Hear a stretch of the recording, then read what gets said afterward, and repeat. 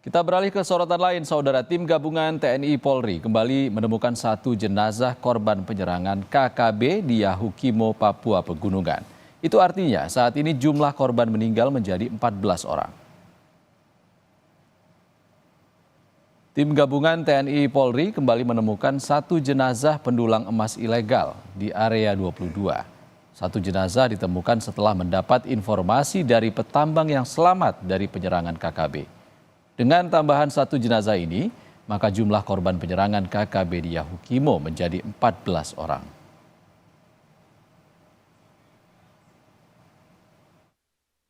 Sampai hari ini sudah 14 jenazah yang berhasil ditemukan.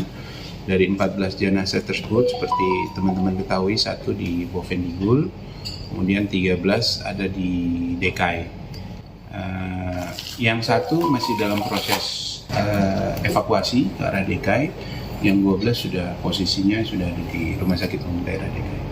Informasi terakhir sih kemungkinan akan dimakamkan di DKI karena kondisi jenazah yang sudah tidak terlalu bagus untuk dibawa ke wilayahnya seperti itu.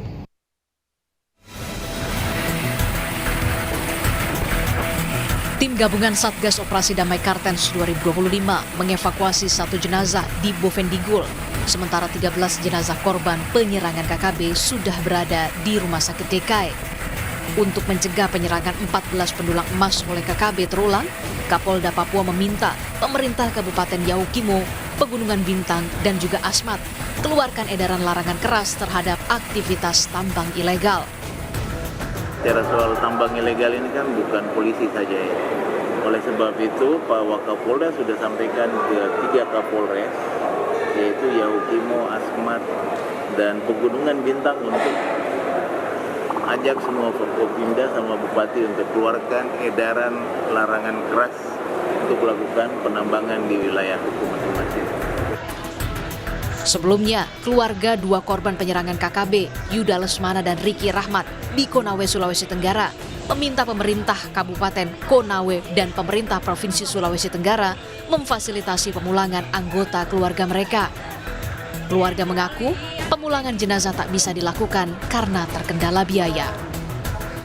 Dan kami sangat terpukul sebagai keluarga, merasakan betapa karena keluarga kami ini adalah tulang punggung bagi keluarga mereka.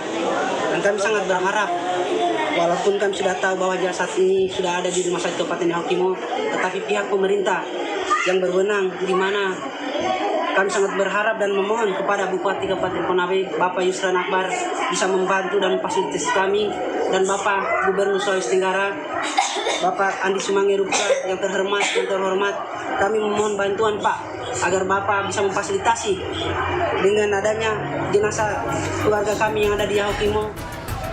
Sementara, keluarga korban penyerangan KKB mengikuti prosesi pemakaman jenazah Stanley Humena secara daring di rumah duka di desa Kawangkoan Baru, Kabupaten Minahasa Utara.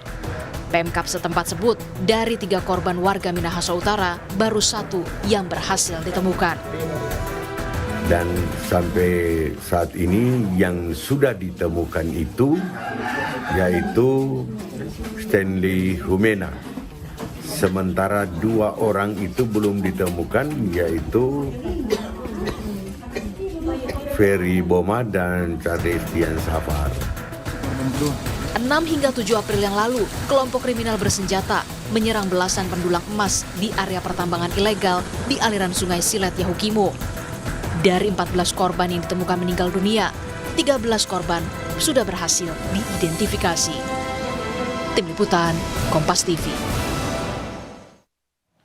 Saudara, total saat ini adalah 14 orang tewas korban penyerangan KKB di lokasi tambang emas ilegal di Yahukimo, Papua Pegunungan. Lebih lengkap kita akan menanyakan kepada Kasatgas Humas Operasi Damai Kartens, Kombes Yusuf Sutejo melalui sambungan daring. Selamat sore, Pak Yusuf.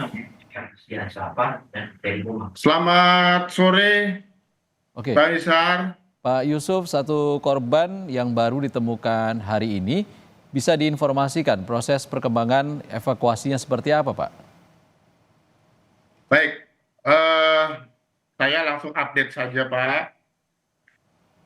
pada pukul 17:10 waktu Indonesia Timur saat ini kami di Yaukimo telah berhasil mengevakuasi 15 jenazah korban serta 2 orang yang selamat. Artinya pada sore hari ini kami telah berhasil mengevakuasi 17 korban. 15 dalam kondisi sudah meninggal dunia, 2 korban barusan pukul 16 baru bisa kita evakuasi dalam kondisi selamat setelah mereka bertahan selama 7 hari di dalam hutan.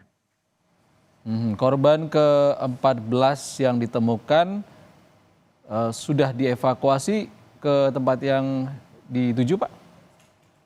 Sudah, Pak. Oke. Korban ke-14 dan ke-15 sudah berhasil kita evakuasi ke RSUD DKI Yaukimo dan sudah dilakukan proses DVI. Oke, itu keterangan dari 2 korban yang selamat seperti apa, Pak? Apakah ada potensi korban-korban lain yang belum ditemukan?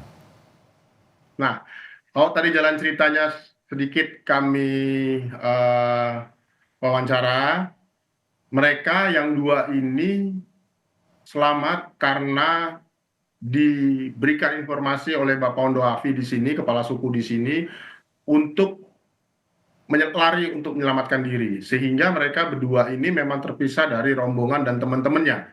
Sehingga mereka tidak mengetahui keberadaan teman-teman yang lain. Jadi mereka 2 orang ini lari ke hutan berduaan saja dan tidak ketemu lagi yang lain. Oke, artinya saat ini sudah Satgas sudah menyelamatkan 17, mengevakuasi 17 korban. Lalu bagaimana perkembangan pencarian pelaku penyerangan sendiri, Pak? Baik, kami Satgas Operasi Damai Karten bergabung dengan jajaran TNI tetap melakukan upaya pencarian dan evakuasi. Seperti tadi yang disampaikan oleh Bapak Bupati yang dari Sulawesi, itu memang ada 2 orang yang dimungkinkan. Ini berdasarkan hasil dari yang selamat beberapa hari yang lalu sebelumnya. Jadi mereka membantu kita naik helikopter untuk menunjukkan di mana kira-kira terakhir mereka berdua ini terlihat. Jadi atas nama Charlie dan Ferry Boma. Baik, terima kasih. Kita sudah dapat informasi baru 17 korban, 15 korban tewas dan 2 korban selamat berhasil dievakuasi oleh Operasi Damai Kartens. Terima kasih Pak Kombes Yusuf Sutejo. 15, Satgas, 15 korban tewas dan 2 korban selamat. Dan 2 yang selamat terakhir, jadi 17 semua kita berhasil kita evakuasi. Baik, terima kasih Kombes Yusuf Sutejo, Kasatgas Humas Operasi Damai Kartens sudah berbagi informasi bersama kami di Indonesia Update Kompas TV. Terima kasih, Pak. Terima kasih, Bang Isar.